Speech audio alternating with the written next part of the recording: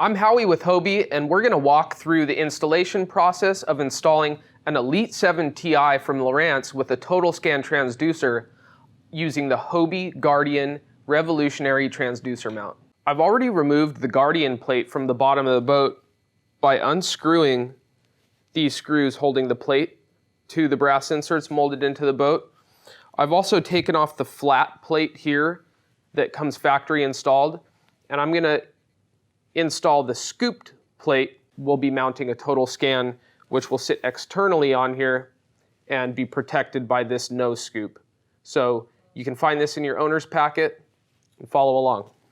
The scooped plate will install from the inside of the plate, so just simply slot it in, drop it into place, and you're going to reuse the two screws that you removed to release the flat plate from the bottom of the Guardian. Now the next step in the process is going to be using the transamount bracket included with your fish finder to create holes for mounting the TotalScan transducer. There's screws included with your Lowrance product that will be used to through bolt through the plate and into the brass inserts in the transducer. To create the holes for mounting a TotalScan or other side imaging transducers that use through bolting hardware, invert the mounting plate that comes with your Lowrance and push it snugly against the scoop here. And you'll mark just the 4 back holes and use those holes to secure the transducer. So I'm going to line it up nice and straight and make sure that it's flush with the nose scoop. And I'm going to mark my drill spots here. And I'm going to go in with a 532 bit and drill my mounting holes here.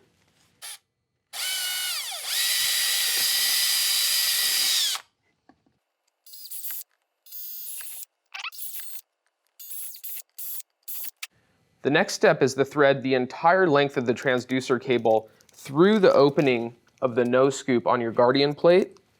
For through bolting the TotalScan transducer or other side imaging transducers using this mounting method, you'll use the included lock washer and stainless screw for mounting. So first the lock washer on the screw, and then make sure the threaded inserts line up with the holes you created in the Guardian. And I like to start them just finger tight and thread them in partially. That way I can kind of shift the transducer around to make it easier to install the other screws. One thing you'll need to remember before you start the transducer installation process, you want to remove this plate that's covering the scupper hole above the Guardian. Removing this plate will allow you to feed the entire length of the transducer cable up through the scupper hole so that you can route it in the hole and then back out again in front of the seat.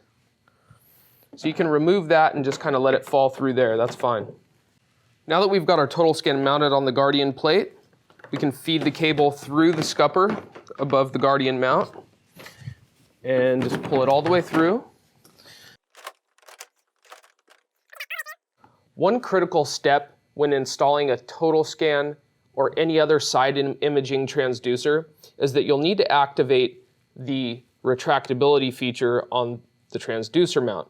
So to do that, you'll untie this factory tied knot and retie it around this bridle. That'll give you control inside the cockpit for raising and lowering the Guardian plate.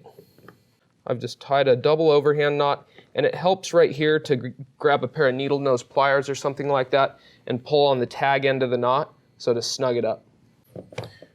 So now that you're all bridled up, make sure that this knot sits at the center of the bridle, kind of even with these posts right here. Then you can invert the transducer mount and secure it to the bottom of the boat with these 3 screws here. Again, I like to manually do these with a simple screwdriver to make sure I don't cross thread or over thread into the inserts. Once you're finished up underneath the boat, you want to do a quick check that this pulley line is routed correctly. So it should come out of this hole and route from the wide end of the plate up over the top of the pulley and then exit down on the other side of the pulley closest to the screw hole and go straight down to the bridle. I'm going to leave this loose for now until I get all the cable threaded through this three-way plug and inside the hole. Use a Phillips head screwdriver to remove the 3 screws fastening the three-way plug to the opening. Included with your owner's packet will be a bunch of rubber fittings, so you want to find the one that fits around the transducer cable snugly and won't let any water in once it's closed up.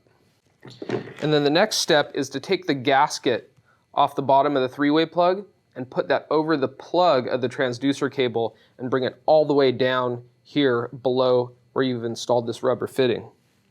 Slip the lipped side of the gasket over the plug first and pull it all the way down, all the way below the transducer cable fitting that I installed on the wire. Go ahead and open the center hatch, feed the cable all the way through, and then go ahead and pull the entire length of the cable. So I've removed the solid plug from the three-way plug, and I'm just going to go ahead and slip our three-way plug assembly over that rubber fitting around the transducer cable, line it up with the gasket and the pre-drilled holes, and then these small screws will go in, and you want to fasten this down snugly but not too tight. You don't want to compress the gasket too much. Once you've finished that, you can fasten this plate into place. That'll prevent things like weights and soft plastic baits going down into the cavity. Once you're finished running the transducer cable that far, you can go ahead and set up your power supply cord. So I'm using Hobie's lithium fish finder installation kit in combination with the power cable that's included with the Elite 7 Ti.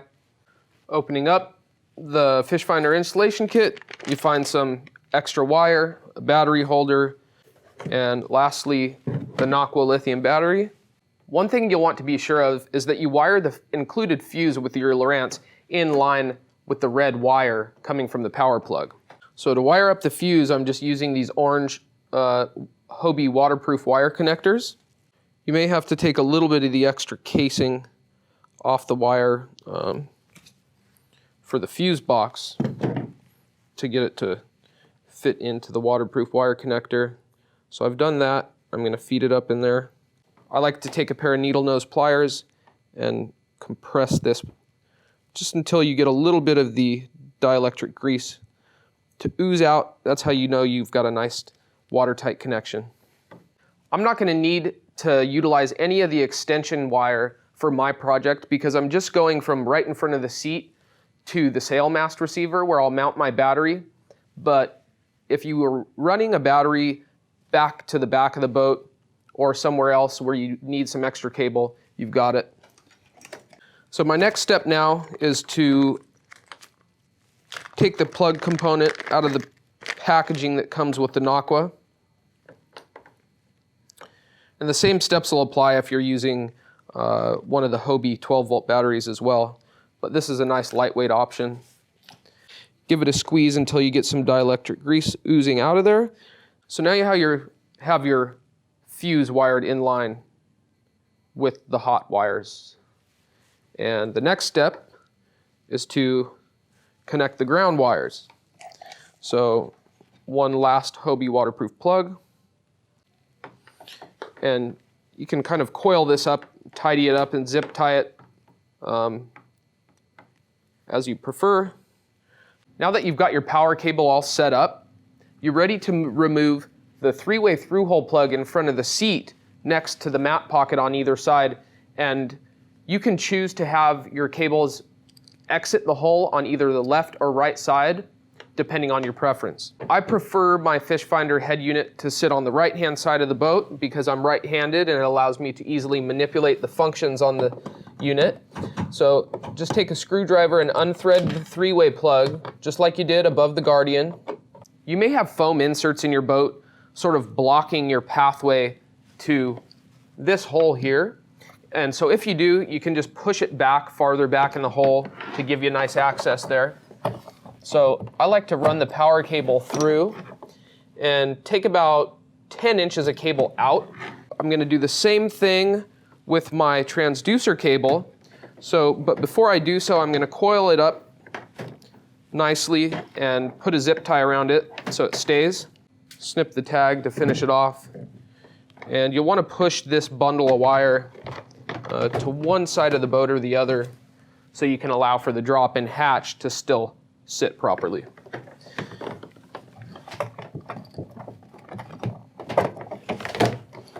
I've found the individual through-hole fittings that match the diameter of each the power cable and the transducer cable.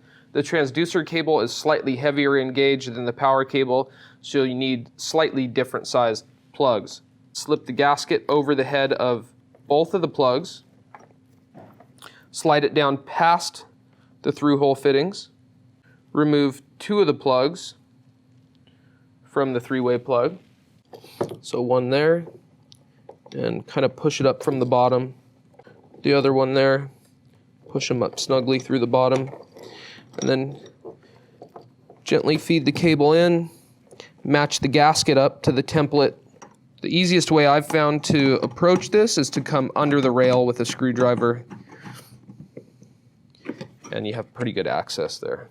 I'm going to go ahead and house my fish finder battery in this Hobie battery holder that will come inside the fish finder installation kit. And it's got this 2-part clamp on the back of it for attaching to the sail mount inside the front hatch of the kayak. I prefer to zip tie the wire connectors and the fuse components up high on the sail mast, up off the floor of the kayak. That way nothing's ever sitting in water in the event you do get a little bit of water inside the hole. And I leave the plug short enough so when it hangs, it's not on the floor of the kayak. Go ahead and slip the Velcro top of the Naqua over the frame of the battery holder and back into place. And then you've got your plug end exposed here. Just gonna pull out a little bit more length so I can access it.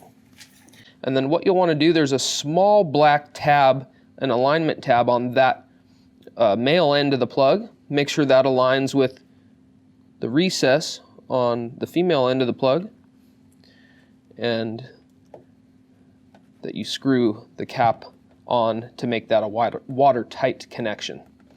The last phase of the installation is mounting the head unit to your kayak.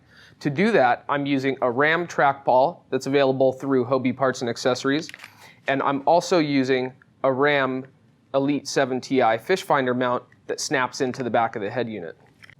The new Outback conveniently has track built into the top of the H-rail, so you can either choose to insert your ram ball there and tighten it down so it's closer to the center of the cockpit, or you can come outboard to the H-Track Deluxe and mount it there. Go ahead and snap the head unit onto the mount until it clicks into place.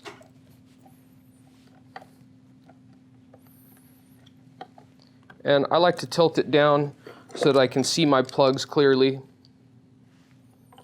Align the tabs on the plug, screw the cap into place.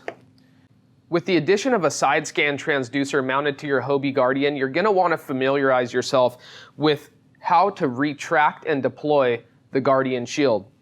So there's a T-handle inside the cockpit on the left-hand side, or the port side of the kayak, that's labeled transducer.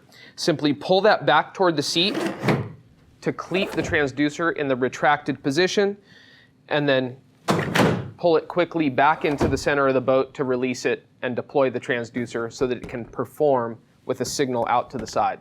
That concludes the fish finder setup of the Elite 7 Ti using the Hobie Guardian to mount your TotalScan transducer. The beauty of a TotalScan transducer is now you don't just have eyes up and down in the water column, you can see structure and fish out to the sides as well. And with the Hobie Guardian transducer mount, there's no worries of damaging your transducer during loading or transport.